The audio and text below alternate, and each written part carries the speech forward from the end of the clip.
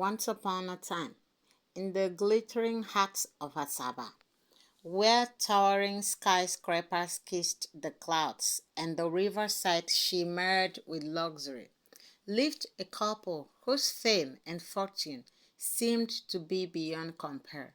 Their mansion was perched high on a hill, overlooking the city, with the opulent furnishings, a fleet of cars, and a life many envied. People spoke of them in hushed tones, for they were a symbol of wealth and success. But beneath the sheen of their glittering life, a different story was unfolding, one of silence, suffering, heartbreak, and regret. The husband, Chike, was a prominent businessman in the city. His name was synonymous with power and prestige. He was a man who demanded excellence in all things, his reputation a carefully curated image of success. His wife, Amara, was a beautiful woman in her own right, though Amara would not have considered her physically perfect. According to society's standards, Amara was a woman of abundant curves, a fact that, for years, Chike had not for once adored. When they first met, he saw her for the intelligence, warmth, and grace that she embodied. They were the perfect pair in the eyes of their friends, and their union seemed destined for greatness. But over time, as Chike climbed the ladder of success, his view for Amara became something else. He changed. The woman who once was the object of his affection became, in his eyes, an object of disdain. As he grew more successful, he became more fixated on his image, on the expectations of success in society. And society, as it often does, held a tight grip on what it considered beautiful and worthy. Chika's treatment of Amara slowly turned from indifference to cruelty. He would make remarks about her weight, telling her that she needed to lose it if she wanted to continue living the glamorous life he had built for them. He would suggest she wear more revealing clothes to attract attention and constantly compare her to thinner, younger women he met at social events. His harsh words cut deep into her heart, and though she tried to hide a pain behind a smile, Ngozi was slowly losing herself. Despite his cruelty, Amara remained devoted to Chike. She did everything she could to please him, cooking his favorite meals, keeping the house spotless, and being there for him whenever he needed her. But no matter what she did, Chike was never satisfied. He would throw her efforts back in her face, and each time she felt smaller and more invisible. You are a good woman, Amara, but you are just too, oh my God, how do I put it? Heavy for me, he sneered. He would say, his tone dismissive, you are supposed to be my partner, but what has happened to you? My equal, but you are holding me back with all this your big weight. Lose it and let me start admiring you. Can't you see what you are doing to me? Amara's heart will break every time he spoke like that. She had always known that Chike loved her for who she was, but now she began to question if she had been wrong. Was she not enough for him? Were her love and devotion not enough to make him see her as beautiful? One evening, Chike came home after a long day at the office with a cold look in his eyes. He had been away on a business trip for a few days, and Ngozi, eager to make him feel loved and wanted, had prepared his favorite dishes and planned a quiet night together. But when he walked through the door, his mind was elsewhere. I've met someone, Amara, he said, his voice flat and detached. Her name is Clara. She's young, beautiful. And you need to see her. She fits the image of what I want. I've made my decisions and I want her to be with me now. I think I'll be getting a divorce. I'm sorry, Amara, but there's nothing I can do about it. I'm falling out of love with you. With your incessant weight, you are growing bigger every single day, and there's nothing I can do about it. Amara's world came crashing down around her.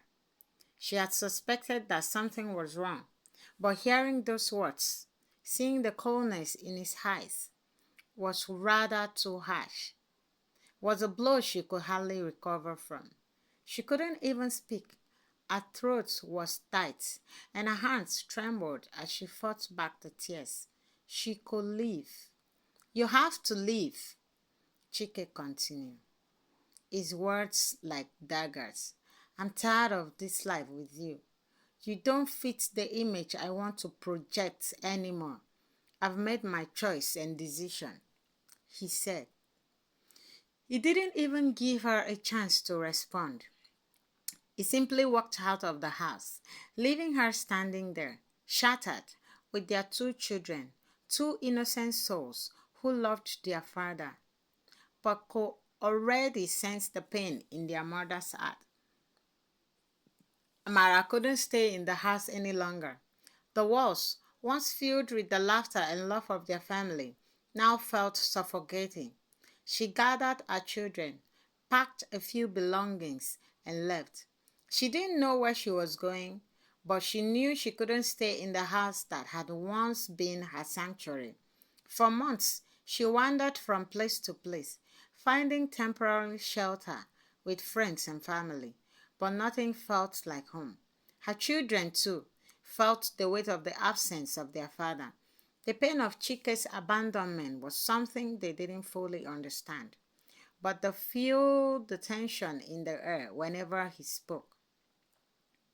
Then one day, Amara found herself in a small village outskirts of Asaba. It was quiet, peaceful place where the people were kind, and there she found solace. She began to rebuild her life. Slowly but surely, she found work as a seamstress, using the skills she had learned from her mother, and her children attended the local school. For the first time in years, Ngozi felt a sense of freedom. She began to take care of herself, not because she had to for someone else's approval, but because she wanted to. She started to see her body in a new light, not as a burden, but as part of who she was. She was strong, she was beautiful, she was enough. It was in this village that Amara met Emeka. Emeka was a man of humble means, but he had a heart as big as the world. He had heard of her story and had seen her in the market many times, always with her children in tow, always with a quiet grace about her. One day, as he passed by her stall, he stopped to talk to her. You are the woman who makes the beautiful dresses, right? Emeka asked with a kind smile. Amara looked up, startled at first. Yes, sir, that's me, she said, stuttering, hesitating, but they are not much. They are beautiful, Emeka insisted, nodding. I've seen the way you care for your children, and I admire your strength. You don't need to apologize for anything. You are more than enough just the way you are. I am Emeka.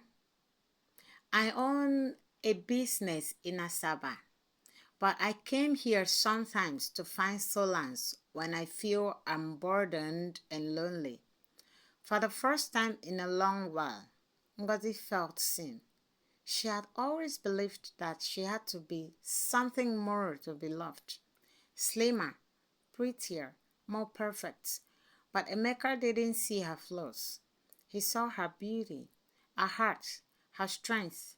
He saw the woman she truly was, not the woman society had tried to make her become. Over the months that followed, Emeka became a constant presence in Amara's life. He treated her with kindness, with respect, and with love. He adored her, not in spite of her size, but because of the fullness of her spirit, her laughter, and her resilience. He made her feel like she was enough, just as she was. Back in Asaba, Chike's life had not turned out as he had opted and hoped. Clara, the woman she had chosen over Amara, was not the perfect solution to his problems. She was beautiful, yes, but her beauty was skin deep. Over time, Chike began to realize that the woman he had abandoned, his wife, for not loving, supporting partner he had taken for granted in Amara. Clara's selfishness, her disregard for the family Chike has been. She spent his money carelessly, demanded his attention without giving him any space, and ultimately brought nothing but stress into his life. Chike's business began to suffer as well. Without Amara's steady support, the company that had once flourished began to grumble. He was constantly embroiled in arguments with Clara, and the luxurious life he had built seemed to be slipping through the fingers. One day, as he walked through market in Asaba, he saw Amara from a distance. She was smiling, laughing with her children, her face glowing with a peace she had never seen in her before. It struck him like a blow. He approached her, but when he reached her, he was speechless. Ngozi turned to him and smiled warmly, but there was no trace of the hurt or bitterness he had left her with. She had found peace without him. Amara was so happy without him, and she looked like she was glowing. I never meant to hurt you, Chike began, his voice full of regret. I was foolish, selfish. I thought I needed someone else, but I was wrong, he said slowly. Please, come back to me. I promise I'll be better. I promise I'll love you the way you deserve. Ngozi looked at him, her heart heavy but strong. She had suffered for so long because she had loved him with all her heart. But now, she had learned to love herself. And that was enough. You had your chance, Chike, she said softly. I waited for you for so long, but you couldn't see me for who I truly am. I found peace now. I found love now. The kind of love that sees me for who I am, not who you want me to be. I am happy where I am now. Please be happy with whoever you are now. And you can always come to check on your children because they are always yours. As you can see, I am heavily pregnant for my husband, my beloved husband now. I bet you enjoy your life with your slim new love, your perfect and adorable match and woman, perfect for you. Please, I wouldn't want you to disturb me or look for me again because I wouldn't want you to cause my husband any pain. He deserved nothing but happiness because he gave me all the happiness you couldn't give me. I wish you good luck. And thank you for making me to realize who I really am. Chike's heart sank. He felt down on his knee, cried and begged, but Amara walked away without turning back. He lived all his life in regret. His marriage with Clara finally went south. They went their separate ways, but Chike continued living his life with regrets, hoping for a day that could come for Amara to come back to him. But it was only a dream. What do you learn from these stories? Hey besties, I hope you enjoyed these stories. Please like, share, subscribe, and leave your comments and your thoughts. Thank you very much.